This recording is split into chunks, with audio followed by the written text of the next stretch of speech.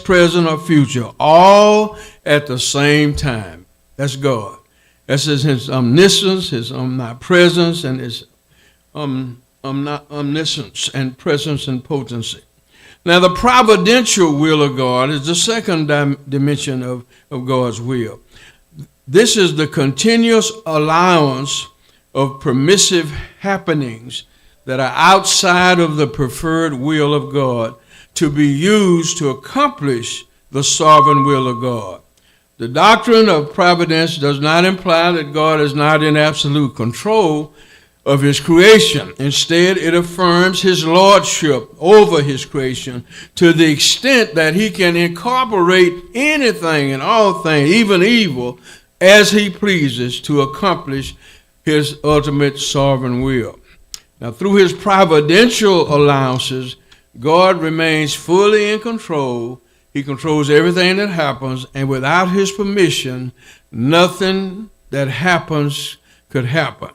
Now, that's a deep truth because of all the bad things that have happened and the evil things that have happened in this world.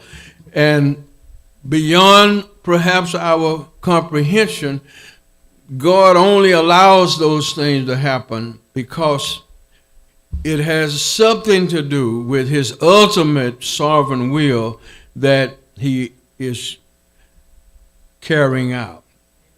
Now, Colossians 1:16 and 17 in the Bible says, "For by him were all things created that are in heaven," talking about Jesus, "and that are in the earth, visible and invisible, whether they be thrones or dominions or principalities or powers, all things were created by him and for him." And then verse 17 said that he is before all things, and by him all things consist of. That's a summary description of how the lordship of Jesus Christ prevails over the entirety of his creation. Now, God even allows or permits sinful acts of evil to occur in the process of working out and achieving his will. However, God does not cause sin to happen, neither is he blameworthy responsible for sin.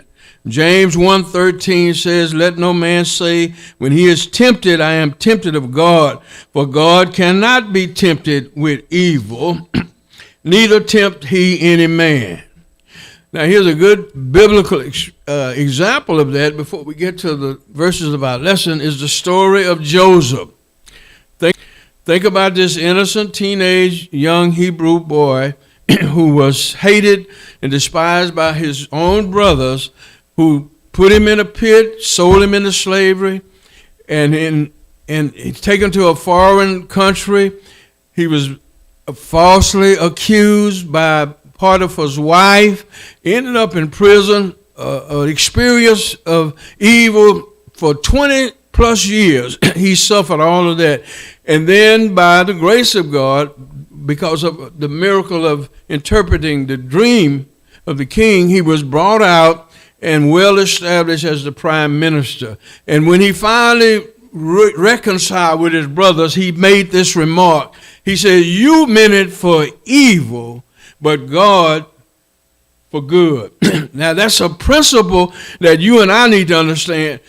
If you're walking in obedience and faithfulness to God, and evil comes into you, especially unexpected evil, people or actions that come against you, you can make that same claim. Now, but if you're not in obedience and walking in fellowship with the Lord, it could be that it's coming into your life for corrective means. God's trying to straighten us out. But if you are in fellowship with him and being faithful to him, as Job was and as Joseph was, and things still happen, God is allowing it to perfect you, to make your testimony and your Christian, your believing walk with God stronger than it was. There are two kinds of storms.